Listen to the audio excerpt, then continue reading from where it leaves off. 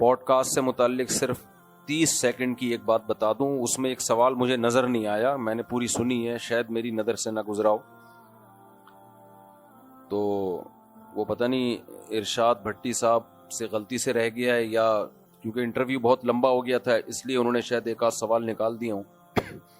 وہ مجھ سے یہ پوچھا تھا کہ شیخ الحدیث مولانا زکریا رحمۃ اللہ علیہ نے لکھا ہے کہ ہمارے والد صاحب ماں کی گود میں جب دودھ چھڑائے تو 1 پاؤ پارا حفظ کر چکے تھے.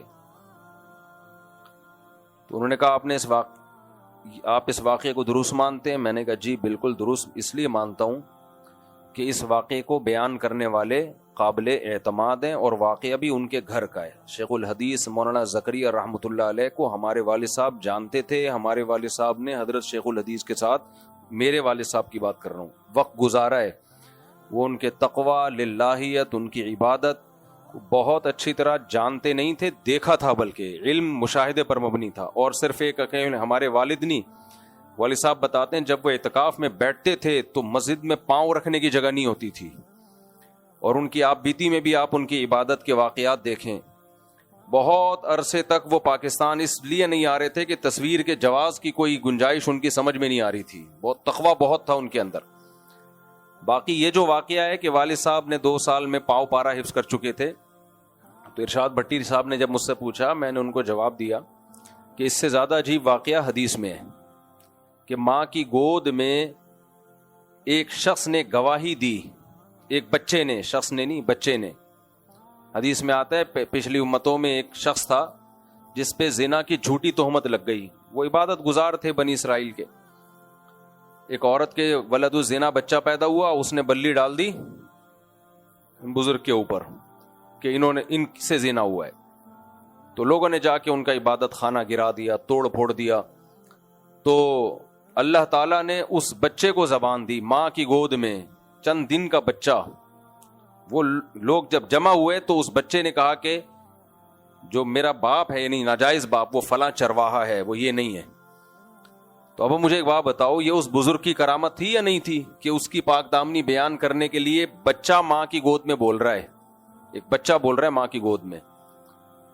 تو جب ایک بچہ ماں کی گود میں بول سکتا ہے, جو کہ زیادہ مشکل کام ہے, کلیئر بول رہا ہے کہ وہ باپ ہے, یہ باپ نہیں ہے, حالانکہ بچے کو پتا ہوتا ہے میرا باپ کون ہے, تو بچے کو نہیں پتا ہوتا. تو یہ بچے کی بھی کرامت ہے کہ بچہ ماں کی گود میں بول رہا ہے کہ میرا باپ فلاں ہے.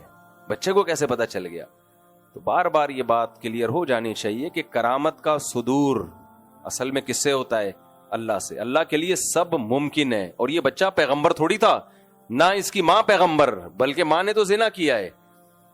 ان بزرگ کی کرامت ہے کہ اللہ بچے کو ماں کی گود میں قوت گویائی عطا کر رہے ہیں. جبکہ شیخ الحدیث کا جو واقعہ ہے ان کے والد کا کہ ماں کی گود میں 2 سال میں 1 پاؤ پارا حفظ کر لیا, یہ تو رٹ کے سن کے بچہ کنٹینیو جب کوئی بات بار بار سن رہا ہوتا ہے تو یہ تو سائنٹیفکلی ممکن بھی ہے کہ وہ رٹے رٹائے کلمات اپنی زبان سے نکال لے. یہ تو سائنٹیفکلی ممکن بھی ہے.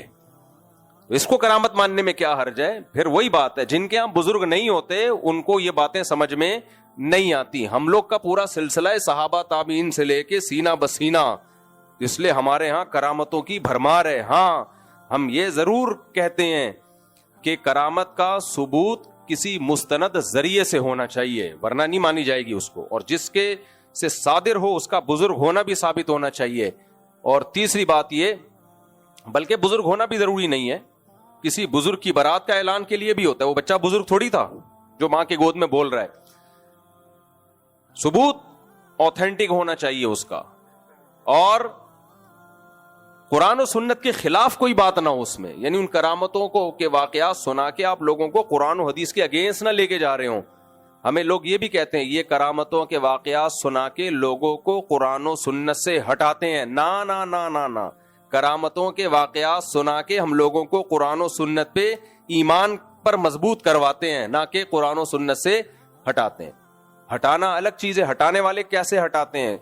جب کرامتوں کے واقعات سناتے ہیں تو شرک پھیلاتے ہیں, اس سے بدعتیں پھیلاتے ہیں. وہ بولتے ہیں تم فلاں بزرگ جو قرآن و حدیث کے خلاف باتیں کرتے ہیں تم ان کو بزرگ نہیں مانتے, حالانکہ ان کے ہاتھ میں تو یہ کرامت صادری, حالانکہ ان کے ہاتھ میں تو یہ کرامت صادری. بھائی کسی کے بزرگ ہونے کے لیے کرامت نہیں ہوگی, بزرگ ہونے کے لیے قرآن و سنت پہ چلنا ضروری ہے. کسی کی کرامتیں دکھا کے ہمیں یہ ثابت کرو کہ اب ہم اس کی ہر بات کو ماننا شروع کر دیں, یہ نہیں ہوگا. جو بات قرآن و حدیث سے ثابت ہوگی مانی جائے گی, جو قرآن و حدیث کے اگینسٹ ہوگی رد کر دی جائے گی, چاہے کسی بزرگ کے ہاتھ پہ کروڑہ کرامتیں ہوں. فالو کس کو کرنا ہے؟ قرآن و سنت کو. یہی اعتدال والی رائے ہے اور ہمارے سب اکابر کی یہی رائے ہے. تو یہ کمپلیٹ ہو گیا. وہ انہوں نے, مجھے لگتا ہے کہ شاید لمبا ہو گیا تھا, بہت پوڈ کاسٹ بہت لمبی ہو گئی تھی شاید, یہ نہیں ہے نا اس میں, اس پوڈ کاسٹ میں, تو یہ شاید انہوں نے نکال دی اس خوف سے کہ بہت زیادہ طویل ہو گئی یہ بحث. تو مجھے یہ ایک امپورٹنٹ بات تھی, تو اس لیے میں نے اس کو مارکیٹ میں, کیونکہ یہ بات بھی سوشل میڈیا پہ چل رہی ہے اور اس کو بھی بہت اچھالا جاتا ہے کہ 2 سال میں دودھ کیسے پی لیا انہوں نے, 2 سال میں وہ حفظ کیسے کر لیا. اور کل میرے جو اپنے شیخ ہیں مفتی عبد الرحیم صاحب, انہوں نے اس سے ملتی جلتی کرامت اپنے گھر کی بتائی ہے, لیکن میں بھی بتا نہیں رہا آپ لوگوں کو, وہ بھی اس سے ملتی جلتی ہے, لیکن اس لیے نہیں بتا رہے کہ بھائی ہم ان قصوں میں ڈالنا نہیں چاہتے آپ کو کہ ایک بحث چھڑ جائے کہ وہ بھائی مفتی طارق مسعود صاحب کے بزرگ کی بھی کرامت آ گئی سامنے, فلاں کے بھی کرامت آ گئی. تو میں نے اکثر و بیشتر اپنے واقعات میں, اپنے بیانات میں کرامتوں کے واقعات نہیں سناتا, اور ہمارے اکابر بھی نہیں. اب جو کتاب میں جب کرامتیں جمع ہوں گی پھر تو بھائی بہت ساری نا, وہ تو اکٹھی کر دی جائیں گی, تو اس سے تو پھر ایسا ہی لگتا ہے پوری امت میں کرامتیں ہی ہوتی نہیں ہیں. وہ ایسا نہیں ہے. وہ مؤلف نے کیا کر دیا, ان سب کو ایک جگہ جمع کر دیا. چلو بھائی, آج ہم نے 26واں پارہ پڑھا ہے. کچھ ہمارے ساتھ بھی ہوئی ہیں کرامتیں, لیکن ہم بتاتے نہیں. میرے ساتھ بھی ہوئی ہیں, لیکن مجھے پتا ہے میں اعمال میں کتنا کمزور ہوں. میں اس لیے نہیں بتاتا کہ یار میرے جیسا نالائق آدمی کو لوگ نیک سمجھنا نہ شروع کر دیں کہیں, اس سے میرا بیڑا غرق ہونے کا خطرہ زیادہ ہے. تو اپنے اعمال تو پتا ہوتے ہیں انسان کو کہ ہم ہیں کتنے پانی میں, اور 2-4 کوئی ایسے کوئی بہت راکٹ سائنس کرامت نہیں ہے. کوئی آپ سمجھے کہ میں بھی تخت اٹھا کے لے آیا تھا اور جو ہے وہ, یا وہ کوئی اس طرح بہت کوئی راکٹ سائنس نہیں ہے. وہ اچھمبے کا واقعہ ہی ہے, وہ عام طور پہ ایسا ہوتا نہیں ہے. لیکن میں اس لیے نہیں بیان کر رہا, ہمیں اپنی اوقات معلوم ہے, اور یہ بھی ہو سکتا ہے کہ کوئی اتفاق سے ایسا ہو گیا ہو, کیا خیال ہے, تو اس لیے ہم بیان نہیں کرتے. تو وجہ یہی ہے کہ ہمیں پتہ ہے ہم کتنے پانی میں ہیں. خام خامے لوگوں میں یہ شو کرو کہ ہم بہت نیک ہیں, جبکہ ہو نہیں, نارمل ہیں جتنے آپ لوگ ہیں. ایسا نہ ہو کہ ہم کوئی چرس پر پیتے ہیں چھپ کے, کہ آپ سمجھو کہ اچھا ہم تو آپ کو نہیں سمجھ رہے تھے. جیسے آپ لوگ ہیں ویسے ہی کیا ہے, ہم بھی ہیں. تو اور نیک بنا کے کرنا کیا ہے بھائی, حساب کس کو دینا ہے, اللہ کو. نیک نہیں ہوئے پھینٹی پڑے گی وہاں پہ صحیح ہے. اور اگر نیک نہ ہوئے, لوگوں نے نیک سمجھا, تو زیادہ خطرہ ہے پھینٹی پڑنے کا. اس لیے سیدھے قرآن و سنت بیان کرو, ہم سب مل کے اس پہ چلنے کی کوشش کریں. کمی کوتاہی آج ہو تو سب مل کے معافی مانگیں. اس لیے ہم نے تو کبھی یہ کہا ہی نہیں ہمیں نیک سمجھو, کیونکہ ہمیں پتہ ہے یہ بڑا خطرناک مسئلہ ہو جائے گا اگر مجھے نیک سمجھنا شروع کر دیا, اور خدا نخواستہ اللہ نہ کرے میری زبان سے کوئی غلط بات ہو گئی, میرے عمل سے کوئی غلط بات ہو گئی, تو پھر سب چوڑے میں آئیں گے اور اللہ بھی پکڑے گا. اس دن تو بڑی باتیں کر رہا تھا تو. اس لیے بھائی سب, وما ابرئ نفسی, پیغمبر نے کہہ دیا ہم اپنے نفس کو بری نہیں کرتے, تو ہم کس کھیت کی مولی ہیں. یہ وہی بات ہو گئی جو میں نے کہی تھی نا کہ حاکم ظالم ہو یا عادل ہو, ہم نے کرنا کیا ہے. اس کو لوگ کتنا غلط لے کے گئے. بھائی کرنا کیا ہے کا مطلب یہ ہے کہ ہم نے اطاعت تو بہرحال کرنی ہے جائز چیزوں میں حاکم کی, چاہے وہ نیک ہو چاہے وہ پرہیزگار ہو. اس سینس میں کہا ہے کہ کرنا کیا ہے. میں نے کیا ہوا, ہاں بچے ابھی بتا رہا ہوں یہ بات مکمل ہو جائے ابھی. تو کرنا کیا کا مطلب, بغاوت تو ہم نے کرنی نہیں ہے, اور جائز چیزوں میں تو اس کی اطاعت کرنی ہے. تو اس تحقیق کی کیا ضرورت ہے کہ نیک ہے کہ برا ہے. ہاں الیکشن میں ایک تحقیق کرو کہ ووٹ کس کو دینا ہے. جب بن گیا تو بھائی ہماری بلا سے نیک ہو یا پرہیزگار ہو, میری بلا سے میرے لینا دینا کیا ہے اس سے. ہمیں تو شریعت کہہ رہی ہے بھائی جو بھی جائز کام حاکم آرڈر دے گا تو اس کو ماننا ہے. ابھی لوگ یہاں سیدنا حسین علیہ السلام کو رضی اللہ عنہ کو لے آتے ہیں کہ پھر حضرت حسین بھی خاموش بیٹھے رہتے. حضرت حسین خاموش ہی تھے, کوئی بغاوت کے لیے نہیں نکلے. کوفہ سے ان کو خط ملا, خطوط آئے کہ تفتیش احوال کے لیے آپ ان خطوط کی بیس پہ وہاں گئے ہیں, تفتیش کے لیے گئے ہیں, بغاوت کے لیے نہیں گئے ہیں. اگر بغاوت کے لیے جاتے تو پوری فوج لے کے جاتے, اپنے گھر کی پاک دامن خواتین اور بچوں کے ساتھ نہ جاتے وہ. تو یہ اس لیے کہہ رہا ہوں کہ لوگ بہت بحث میں لگتے ہیں کہ ہمارے حکمران کیسا چل رہا ہے. بھائی جیسا بھی چل رہا ہے, میں نے اور آپ نے جائز چیزوں میں اطاعت کرنی ہے, تو ہم ان کاموں میں لگیں جن کا ہماری پریکٹیکل لائف سے تعلق ہے. اب مجھے بتاؤ, لوگ پوچھتے ہیں آپ کو پتا ہے کہ وہ فلاں کیسا ہے, میں نے کہا بھائی مجھے پتا ہے غفار بھائی کیسے ہیں, ستار بھائی کیسے ہیں, وسیم بھائی کیسے ہیں, تجھے ان سب چیزوں کا پتا ہے؟ جب نہیں پتا تو باقی چیزوں کا بھی پتا ہونا ضروری نہیں ہے. غیر ضروری چیزوں میں الجھو گے, ٹائم ویسٹنگ. ایک آدمی نے کسی سے پوچھا تیری بیوی کیسی ہے, اس نے کہا تو کیوں پوچھ رہا ہے؟ غصہ آ گیا اس کو, یعنی تیری بیوی خوبصورت ہے, بدصورت ہے, کیوں پوچھ رہا ہے؟ اس نے کہا جنرل نالج بھی کوئی چیز ہوتی ہے یار, جنرل نالج کے لیے پوچھ رہا ہوں. چلو بھائی صفحہ نمبر, ہاں آج ہم نے سورہ حجرات پڑھی ہے. میں نا بول بول کے میرے گلے میں بہت درد ہو رہا ہے, اور آج پھر میرا ایک اور بیان بھی ہے, تو میں بہت آج شارٹ بیان کروں گا. اور سورہ حجرات میں جو اللہ نے اہم اہم احکام دیے ہیں نا ڈیٹیل کے ساتھ, جو ہماری سوسائٹی کے لیے, معاشرے کے لیے, جن پہ چلنا بہت ضروری, صرف ان کو ایک ایک کر کے میں بیان کرتا رہوں گا اور ہمارا درس ختم ہو جائے گا. اللہ تعالیٰ نے سورہ حجرات کو شروع کیا سب سے پہلے لا تقدموا بین یدی اللہ ورسولہ, اے ایمان والو اللہ اس کے رسول سے آگے نکلنے کی کوشش مت کرو. کیا مطلب؟ اپنے خاندان, اپنے کلچر, اپنی پرمپرا, یہ سب چیزیں شریعت سے پیچھے رہیں, شریعت کو کراس مت کرو. جب آ جائے نا بھائی اسلام کا یہ حکم ہے, تو پھر یہ نہیں بولو میں پنجابی ہوں, میں پٹھان ہوں, میں سندھی ہوں, میں بلوچی ہوں, ہمارے خاندان میں ایسا, ہمارے کنٹری کا یہ لا, ہمارے ملک کا یہ قانون. نا نا نا, اسلام سب سے بولو سپیریئر. دوسرا حکم اللہ نے دیا لا ترفعوا اصواتکم فوق صوت النبی, نبی کی آواز سے اپنی آواز کو اونچا نہ کرو. ولا تجہروا له بالقول کجہر بعضکم لبعض, نبی کو ایسے مت پکارو جیسے آپس میں ایک دوسرے کو پکارتے ہو, یعنی پیغمبر کا احترام کرو. علماء نے اس آیت سے استدلال کیا ہے کہ نبی کا احترام اس لیے کہ آپ رہنما ہیں, آپ ہدایت دینے والے ہیں, آپ استاذ ہیں, تو جو بھی استاذ ہوگا, جو بھی عالم ہوگا, جو بھی بزرگ ہوگا, اس کا بھی احترام لازم ہے. ہاں یہ ضرور ہے کہ نبی کی بے اکرامی کی سزا زیادہ سخت ہے, اور جو نبی سے کم درجے کے لوگ ہیں ان کی بے اکرامی کی اس درجے کی سزا نہیں ہے, لیکن سزا بہرحال ہے. اسی آیت سے اسلاف اپنے بزرگوں کا, اپنے استاذوں کا احترام کیا کرتے تھے. آج یونیورسٹیوں میں ٹیچروں کا احترام کیا ہو گیا ہے؟ شارٹ. وہ تمہیں پڑھا رہے ہیں بھائی, چاہے دنیا کا علم ہے, علم تو علم ہے نا, وہ تمہیں سکھا رہے ہیں, تمیز نہیں ہے. تھوڑا سا کبھی کبھار یہ ہو جایا کرتا تھا ہمارے کلاسوں میں کہ ٹیچر آتے تو احترام میں کھڑے ہو جاتے, وہ بھی مارکیٹ سے شارٹ, اس کو بھی شرک بنا دیا بعض لوگوں نے. تو انگریزوں سے ہر چیز مت لو میرے بھائی, انگریزوں سے ہر چیز مت لو. جو بھی ٹیچر ہے آپ کا, اس کو رسپیکٹ دینا ضروری ہے. نبی بھی تو معلم تھے نا, ٹیچر تھے. تو اس آیت سے سب نے استدلال کیا کہ کوئی بھی معلم ہوگا آپ پر اس کا احترام لازم ہوگا. اسے بالکل ایسے نہ ہو ابے تبے سے بات, ابے اوے فزکس کے ٹیچر, ابے کیا بول رہا ہوں یار, تو بتا کیوں نہیں رہا, یا ٹیچروں کا نام لینا شروع کر دیں تو سر بولا کریں. ابھی نام ہو جائے گا جمشید, ذرا یہ بتانا, یہ جو آپ نے ایکویشن بتائی ہے ذرا اس کو آپ سالو کر کے دکھائیں. جمشید انسان کا بچہ بن جا, میں ٹائم پہ آیا ہوں, تو لیٹ کیوں آ رہا ہے. تو یہ سب ہو رہا ہے, یہ کلچر جو ہے نا یہ چل رہا ہے. ہمارے دور میں شروع ہو گیا تھا, اسکول میں پڑھتے تھے, اتنا زیادہ نہیں تھا, تھوڑا تھوڑا ہو گیا تھا, اب تو پتہ نہیں بہت ہی ایڈوانس ہو گئے ہوں گے. اچھا یار, یہ پھر میں آخر میں بتاتا ہوں. نعیم بھائی سے مجھے یاد آیا, یہ اسی دیکھو اس آیت سے نعیم بھائی کی بات. یہاں بچے کچھ شرارتیں کر رہے ہیں, باتیں کر رہے ہوتے ہیں, نعیم بھائی کہہ رہے ہیں میں جب ان کو سمجھاتا ہوں وہ غصہ کرتے ہیں. بھائی تمہاری عمر سے 25 سال بڑے ہیں یہ, تو جب تمہیں کوئی سمجھا رہے ہیں, مسجد کا کوئی بڑا آدمی سمجھا رہا ہے, تو چپ کر کے بیٹھ جاؤ, آگے غصہ کیوں کر رہے ہیں ان پہ.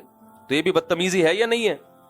کوئی بھی بڑا بزرگ آپ کو کوئی بات, استاذ, ٹیچر, امام, مؤذن کوئی بھی سمجھا رہا ہے تو بدتمیزی آگے سے مت کریں. اعتکاف میں کچھ لڑکوں کی شکایتیں آ رہی ہے, انہوں نے مینا بازار لگایا ہوا ہے مسجد میں, تو بہت بدتمیزی کی بات ہے, انسان کے بچے بن جاؤ, ٹھیک ہے نا, دوبارہ کمپلین نہیں آنی چاہیے. اچھا بھائی, تیسری بات اللہ نے فرمایا یا ایھا الذین آمنوا ان جاءکم فاسق بنبأ فتبینوا, فاسق جب کوئی خبر لے کر آئے تو تحقیق کر لیا کرو, ایسا نہ ہو کسی کو نقصان پہنچا دو اس خبر کی بیس پہ. یہاں پر ایک اشکال ہوتا ہے, معاذ اللہ صحابی رسول کو فاسق کیوں کہا گیا, وہ تو صحابی خبر لے کر آئے تھے. اس کا شان نزول بتاؤں گا, بڑی لمبی بات ہو جائے گی, تو صرف میں اصل مفہوم آیتوں کا فوکس کر رہا ہوں. تو خوب سمجھ لو, فاسق ایک اصطلاحی ہوتا ہے, گناہ کبیرہ کا مرتکب, جو گناہ کبیرہ کرتا رہتا ہے, توبہ نہیں کرتا, یہ ایک فاسق, جس کو اصطلاح میں فاسق کہتے ہیں, جس کی حدیث بھی مقبول نہیں ہے, جس کی گواہی بھی مقبول نہیں ہے. لیکن ایک فاسق وہ ہوتا ہے جو ہوتا عادل ہے, لیکن کسی وقت اس سے غلطی ہو گئی, تو قرآن اس غلطی میں اس کو فاسق کہہ رہا ہوتا ہے. اس کی آسان مثال قرآن میں آتا ہے, قابیل نے حابیل کو قتل کیا. کیوں کیا؟ حابیل کی قربانی قبول ہو گئی, قابیل کی قربانی قبول نہیں ہوئی. تو حابیل نے قابیل سے کہا انما یتقبل اللہ من المتقین, کہ اللہ پرہیزگار لوگوں کی قربانی قبول کرتا ہے. اب آپ کو اشکال ہوگا, لو بھیا اس کا مطلب ہم اگر نیک نہیں ہیں تو بقرعید میں ہماری قربانی قبول نہیں ہوگی؟ نہ کیا مطلب؟ جو قربانی کرتے ہوئے پرہیزگاری کا مظاہرہ کر رہے ہوں, یعنی اللہ کی رضا کے لیے کر رہے ہوں, مخلوق کو دکھانے کے لیے نہیں کر رہے ہوں. وہ قطع نظر اس سے کہ ویسے پرسنل لائف میں کیا ہے وہ ایک الگ ہے.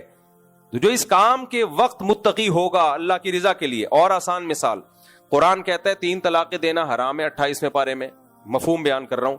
آگے اللہ فرماتے ہیں وَمَن يَتَّقِ اللَّهَ يَجْعَل لَّهُ مَخْرَجًا, جو تقوی اختیار کرتا ہے اللہ اس کے لیے مصیبت سے نکلنے کا راستہ رکھتا ہے.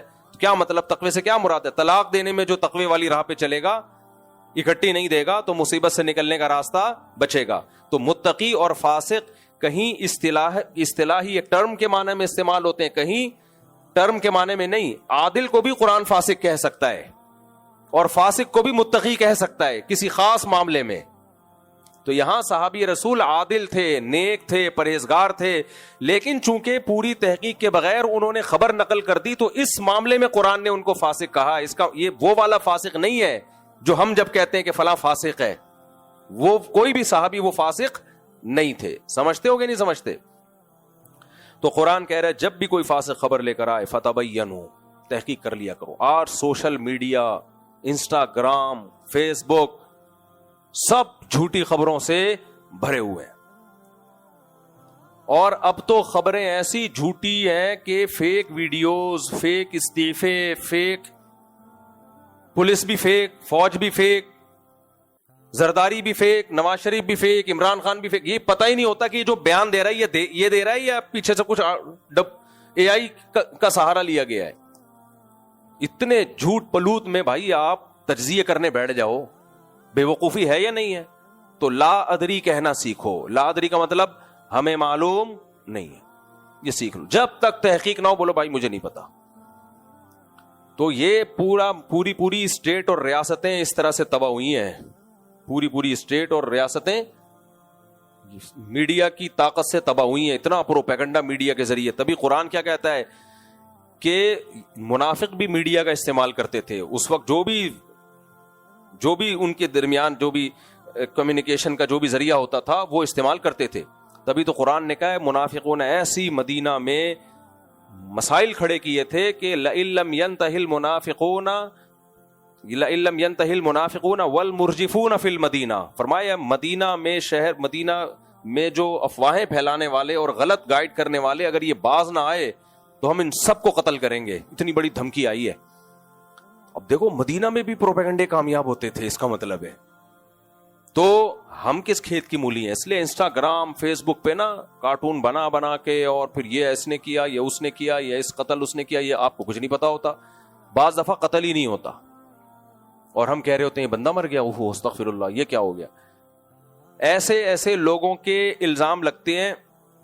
ایک صاحب آئے, ان کی بچی پہ الزام لگا, بڑے آدمی تھے وہ, میں ان کا نام نہیں لیتا. ان کی بچی بکنی پہن کے وہ سوئمنگ پول میں سوئمنگ کر رہی تھی, امریکہ میں پتہ نہیں کینیڈا میں. کسی نے کہا اسلامی ملک کا سربراہ ہے اور اس کی بچی بکنی پہن کے سوئمنگ پول میں نہا رہی ہے, یہ دیکھو لعنت, یہ ہے وہ. 1.5-2 سال اس بات کو گزر گئے, بڑی لانتے مانتے دے دی, شاید میں نے بھی پارسل کر دی ہوگی 2-4. اس بندے سے ہماری ڈائریکٹ ملاقات ہوئی. میں نے کہا آپ کی بچی بکنی پہن کے, ہم لوگوں نے پوچھا کہ یہ کر رہی تھی. اس نے کہا خدا کی قسم میری بچی نہیں ہے کوئی, میری بیٹی ہے ہی نہیں. تو میں تو اتنا بھگت چکا ہوں نا, کیونکہ اب میں جب ظاہر ہے مشہور ہوتا ہے آدمی تو پھر اس کے ہر سطح پہ ملاقاتیں ہوتی ہیں.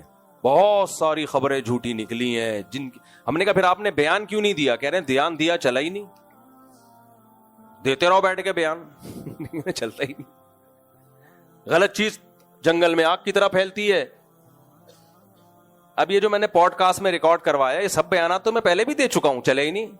تو اس لیے بہت پروپیگنڈا, یہ سب بہت اہم آیت ہے. جب تک یقین نہ ہو, جب تک اپنی آنکھوں سے نہ دیکھ لو, یہ بہت مستند ذرائع سے خبر نہ پہنچے, اس وقت تک یقین مت کرو. اس کے میرے پاس بہت واقعات ہیں کہ کیسے اصل کیا تھا اور سنا کیا تھا, ان کو سناؤں گا, وقت بہت لمبا ہوگا. آگے اللہ تعالیٰ فرماتے ہیں وَإِن طَائِفَتَانِ مِنَ الْمُؤْمِنِينَ اقْتَتَلُوا فَأَصْلِحُوا بَيْنَهُمَا, مسلمانوں کی دو جماعتوں میں لڑائی ہو جائے تو ان دونوں کے درمیان صلح کراؤ.